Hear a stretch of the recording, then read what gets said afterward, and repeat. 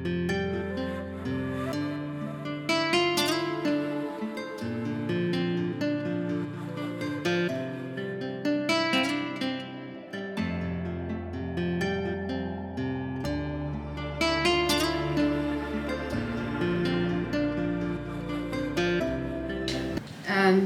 now move on to the rest of the program today. I'm pleased to say our moderator today will be Dr. Sarah Atv. As most of you may know, Dr. Sarah Atv holds an MA in teaching English as a second language and a PhD in applied linguistics. Sarah has taught for over 26 years at both under and postgraduate levels, worked at university administration, and has co-published academic articles. Her research interests are language and current social identities, language testing, gender equity, and human rights. Currently, Sarah works as a freelance TEFL examiner for the University of Manchester Language. I hand over the floor to Sarah Atv. Thank you.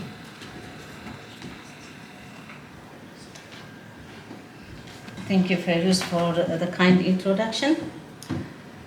Welcome again, both those who are attending in person and those who are participating on Zoom. This session is going to be recorded, so please, if you don't want to be recognized, please switch off your camera. And mute your mics unless you are speaking. And here, everyone, please mute your mobiles or turn them off. If you want to intervene, you can wave your hands. You can raise your hands or use the wave on your at the bottom of your screen, and I would like to make it clear to the delegates to make their questions and comments brief and to the point so that we can use the time effectively, as we are late already. Today, we will consider two of the four strands that make the transitional blueprint, and they are the international engagement and diplomacy, as well as lessons learned from countries that have transitioned from dictatorship to democracy. These two are very significant aspects and are necessary to create a democratic and prosperous Eritrea that is at peace with itself and with its neighbors after the regime change. I now ask Mr. Martin Plaut to speak on Eritrean international relations. I'm not quite sure Mr. Martin needs any introduction, but to those very few who do not know him, Martin is a senior research fellow at the King's College London. He's a former African editor for the BBC World News. He's an author, a journalist, and a member of the Eritrean Focus. Mr. Martin, I leave the floor to you. Thank you very much, Dr. Sarah. That's very kind of you. I hope you don't mind if I just make one personal point, which is that I'm afraid I've had a personal issue this morning, which means I haven't prepared as well as I should have for this particular session. So I will be speaking, in a sense, impromptu rather than as I had hoped to prepare.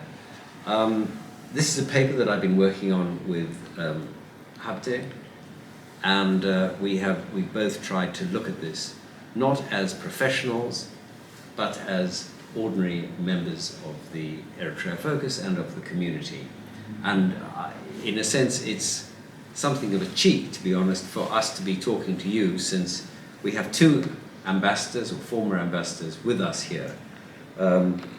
Ambassador Hebert, who was with Sweden, and Ambassador Abdallah Adam, who was in Sudan and Djibouti, and in a sense, if anybody was going to speak on these subjects, really, it frankly should have been you.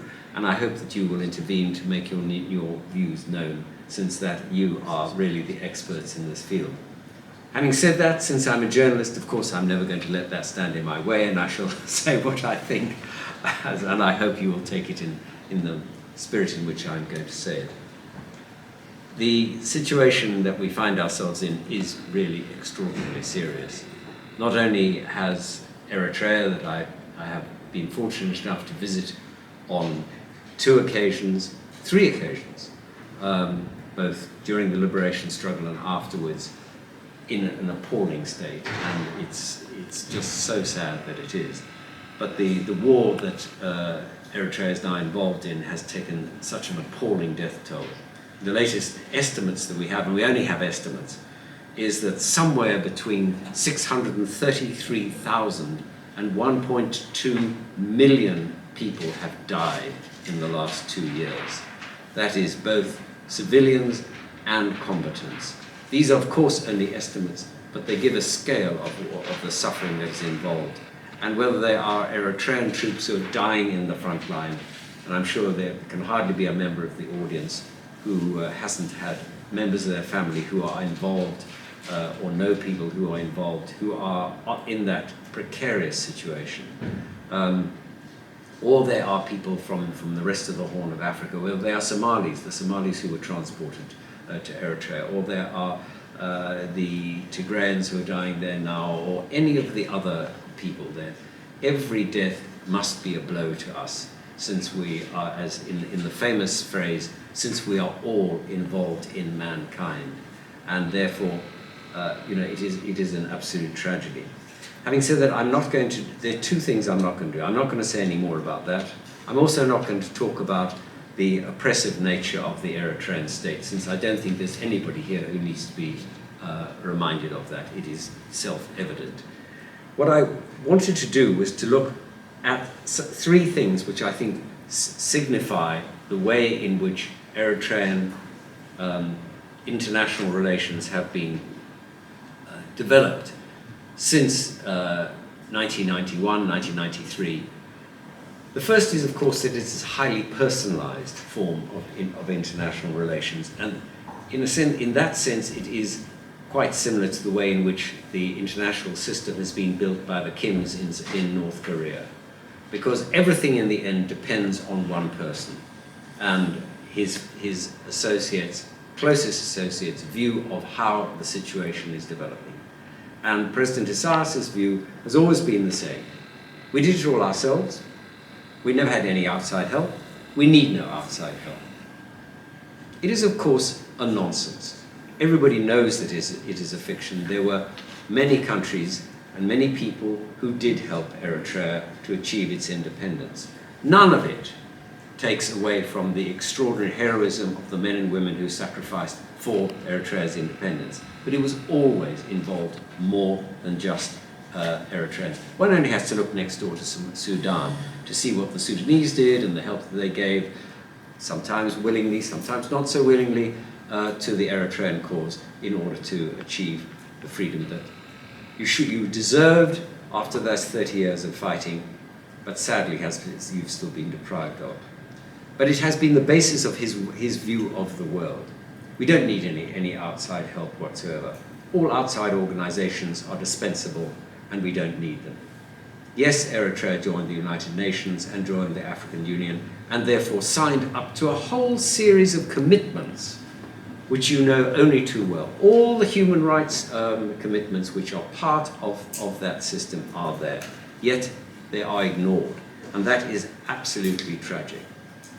The second thing that is unique about Eritrea is the way that the system of the diplomatic system has been used and abused to ensure that the people in the diaspora are held under scrutiny by the PFDJ, by the people associated with it, and that they are squeezed for every last drop of resources that they can be provided for the regime in Asmara.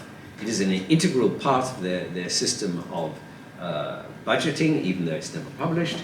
And you know much better than I do how tough it can be if you don't buckle under and pay up. You just are denied practically every resource that is available to you. The third thing, that, of course, that has happened is that the regime has, in some ways, actually, and this is quite interesting, stuck by the international rules. And it's both interesting that they have played by the rules and broken them. So if you look at the rules, for example, when the Hanish Islands, when the decision went against Eritrea and they lost them, Eritrea accepted the ruling as binding and were absolutely furious when the Ethiopians refused to accept the Boundary Commission, which ruled absolutely legitimately that the border should be as they had decided, which they did in great detail, and there was absolutely no reason why that should not have been accepted. It's interesting that in 2003, Prime Minister Meles Zenawi wrote to the UN Secretary General Kofi Annan, describing the decision of the Boundary Commission as illegal, unjust, and irresponsible. Sir Elio Latapak, who must have been the most eminent jurist in the world at the time, wrote back saying, and he was the leader of the Boundary Commission, dismissed the criticism as misconceived and misleading, and in a stinging rebuke he declared, there is no crisis, terminal or otherwise, that cannot be cured by Ethiopia's compliance with its obligations under the Algiers Agreement, in particular its obligations to treat the Commission's delineation as determining and final. And in that, Eritrea was absolutely right in insisting that that commitment should have been adhered to. So that is when I say that there are elements that are to be commended, that Eritrea accepted them, you then have to look at the opposite side of this, which is the continual involvement of Eritrea in the neighboring states. I don't think that there's a single neighboring state that Eritrea has not been involved with militarily, or to undermine the integrity and the independence of those states, whether it was backing the Islamic courts in Somalia, all the way through to its involvement in Sudan, which people have long forgotten now, and then, of course, the two tragic wars in Ethiopia, as well as Djibouti. All of these things we know about, in all of those, there is the breaking of the law and the breaking of the explicit and implicit relationships under the international system of the most egregious now, of course, in a sense, is the vote of the Eritrean government in the UN Security Council, when it became only a tiny handful that supported the Russian involvement in Ukraine, something that is absolutely against everything that the United Nations stand for, and for specifically the reason for which the United Nations was founded at the end of the Second War, so that no small nation would be crushed again by a larger one. And that is what the UN is all about. Let me then turn to where we might go here. And to be honest with you, I say this with absolute humility, since these are only suggestions.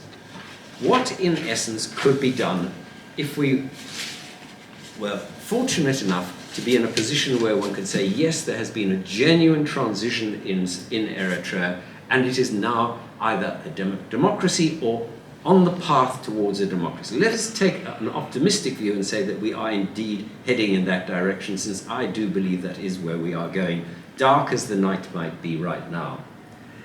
If that happens, I think that one of the key things is that the sense of oppression that President Isaias has always tried to flam up and say that the whole world hates us, it's only us that can look after ourselves, that will be shown to be the lie that it is. Because quite frankly, if you had a democratic regime which was prepared to abide by all the laws and the rules of the international system, there'd be an outpouring of support for Eritrea, just as there was at the beginning with independence. Look at the assistance that the World Bank, the IMF were prepared to extend with the African Development Bank to Eritrea, if only it had stuck to the path that it said it was going to be moving down.